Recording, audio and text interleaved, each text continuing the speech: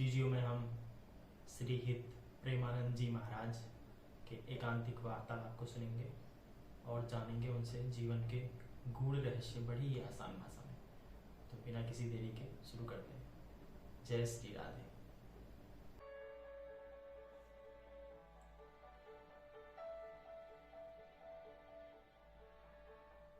तेश्वर सिंह जी। राधे राधे। महाराज जी सत श्री अकाल। महाराज जी मैं आस्तिक हूँ, अपने गुरु ग्रंथ साहिब में बहुत आस्था रखता हूँ और आपको भी सुनना अच्छा लगता है। महाराज जी मेरे क्षेत्र में मुझे कई जगहों पर कुछ झूठ बोलना पड़ता है। महाराज जी मुझे बाद में बहुत अंदर से दुख होता है। महाराज जी मेरा मार्गदर्शन करें, मैं कैसे दोनों का मतलब। आप जैसे में बोलिए कि कहाँ झूठ बोलना पड़ता है। जैसे महाराज जी किसी के साथ काम करें, कई चीज़ों पे ऊपर नीचे बताना पड़ जाता है कि जो पीछे की चीज़ है वो हमको क्लियर नहीं बतानी पड़ती। तो नहीं, कुछ चीजें तो राजनीति में और व्यवहार नीति में भी गुप्त रखी ही जाती हैं, उनका छुपाव। जैसे मान लो किसी आर्मी के हेड से कि तुम्हें कसम है सत्य की, तुम बताइए क्या प्लान चल रहा है, बिल्कुल नहीं बताएगा। गर्दन काट दो तो नहीं बताएगा। और अगर लगा कि बोलना ही है तो 100% झूठ बोलेगा। झूठ बोल, क्योंकि उसको देश की रक्षा करनी है, अपने प्लान को बचाना है। उसके प्लान में हजारों का जीवन छुपा हुआ है, उसके प्लान में शत्रुओं का विनाश लिखा हुआ। तो कुछ राजनीति पक्ष में, कुछ धर्म पक्ष में, जैसे कि आप सत्य बोलिए, कितना भजन करते, तो बिल्कुल बिल्कुल प्योर झूठ बोलना पड़ेगा। कुछ भजन नहीं, कोई साधना नहीं, हम तो केवल ऐसे सहारे से चल रहे हैं। अब इसमें थोड़ी कि सत्य को हम ये ऐसे नहीं है। तो इन विषयों पर, आप जैसे एक व्यापारी आए थे कपड़े के, उन्होंने कहा कि मुझे झूठ के बिना नहीं काम चलेगा। तो हमने कहा नहीं, ऐसा इसमें नहीं है। सब कोई जानता है कि आप दुकानदारी कर रहे हो प्रॉफिट के लिए। तो आप जैसे कह सकते हो ये कपड़ा 140 रुपया मीटर है, पर आप जब ये बोलते हैं कि मैं कसम से कह रहा हूं कि इसमें मुझे 1 रुपया फायदा नहीं है, 140 रुपया मीटर है और ये हम इतना ही देंगे आपको, और मुझे बिल्कुल मैं इतने में लाया, अब आपका झूठा हो रहा है। हमें क्या बच रहा है क्या नहीं बच रहा। आपको कपड़ा पसंद हो तो 140 रुपया मीटर है, आप ले लीजिए, आप अन्यथा जाइए। आप देख ली, सत्य पे चलोगे ना, अच्छी वस्तु बेचोगे ना, तो अपने आप लोग जो सही दिमाग वाले वो आएंगे कि यहाँ मोल भाव की जरूरत नहीं, यहाँ सही है। अब हम जब ठाड एकदम बोल रहे कि कसम से कह रहे, तो अपराध तो बन ही रहा है। 10, 20, 40 रुपया में तुम झूठ बोल रहे हो। ऐसे झूठों को संभालना है। हर कोई जानता है कि व्यापार करता है मुनाफे के लिए। जो खरीदने आता है, हमको उसको सफाई पेश नहीं करने की, मैं उसे, तो वो तो व्यापार सब कोई जान, तो उसमें झूठ बोलना जरूरी क्यों है।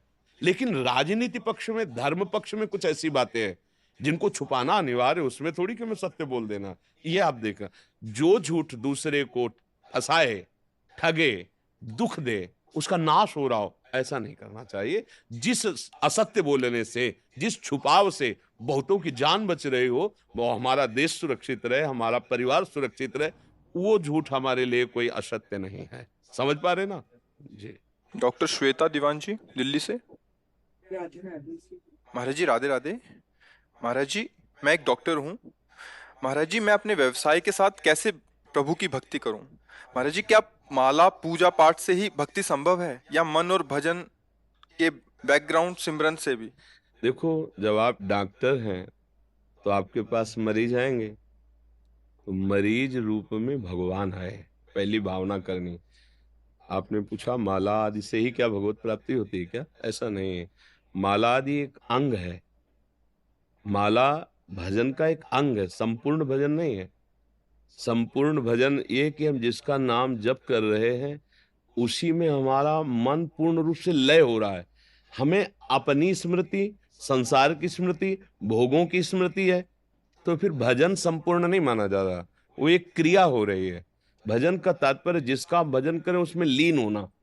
अब ये थोड़ा आगे की स्थिति, तो हम प्रारंभ यहां से करते हैं। जो मरीज आया, पहले उसमें देखो कि इस ढांचे के अंदर प्रभु बैठे हुए हैं और हमें सेवा का अवसर देने के लिए आए, और जितना प्रभु ने हमें ज्ञान दिया है उतना हम इसकी दुख निवृत्ति रूपी पूजा करेंगे। समझ रहे ना? और खूब भाव से उसकी वचन के द्वारा मृत बोलकर, कोई बात। कई बार ऐसे रोग के लोग आए, ठीक हो गए हैं, आपको बिल्कुल चिंता नहीं।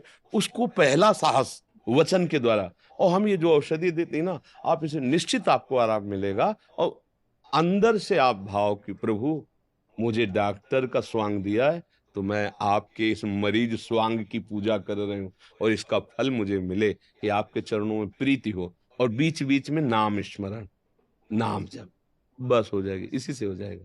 तो मैंने धूप बत्ती जलाने की जरूरत है, ना तुम्हें चंदन लगाने की जरूरत है। समझ गए ना? बस। अब अगर केवल हम उसको अर्थ व्यवसाय मानेंगे, अर्थ प्राप्ति प्रधान रखेंगे, तो अंतर की बात भगवान जानते हैं। तो तुम्हें अर्थ मिलेगा पर भगवत प्राप्ति नहीं। आपके अंदर में है, ये जो मैं कृत्य, जो मैं क्रिया कर रही हूं, इसके फल से भगवान प्रसन्न हो, तो निश्चित वो पूजा ही है, उसमें इतना भी फर्क नहीं है, वो पूजा ही है। बिल्कुल विश्वास कीजिए। संतों के वचनों पर विश्वास किया जाता ना, कि भाई हमें तो संत ने आदेश कर दिया, गुरुवाणी ने आदेश कर दिया, अब हम उसके, हमें पक्का विश्वास, इससे भगवान मिल जाएंगे। बीच बीच में जब आपका स्मरण बने तो नाम जप कीजिए और खूब सेवा कीजिए। कोई जो गंदे आचरण होते हैं वो भगवत प्राप्ति के मार्ग वाले उपासक स्वीकार नहीं करते। गंदे आचरणों की व्याख्या करने की जरूरत नहीं, सबके हृदय में प्रभु संकेत करते हैं और सब जानते हैं ये गलत है, नहीं करना चाहिए। जो गलत है वो मत कीजिए और इस भाव से चलिए। आप संत ही हैं, आप गृहस्थ में रहते हुए भक्त ही हैं, आपको निश्चित भगवान की कृपा प्राप्त होगी।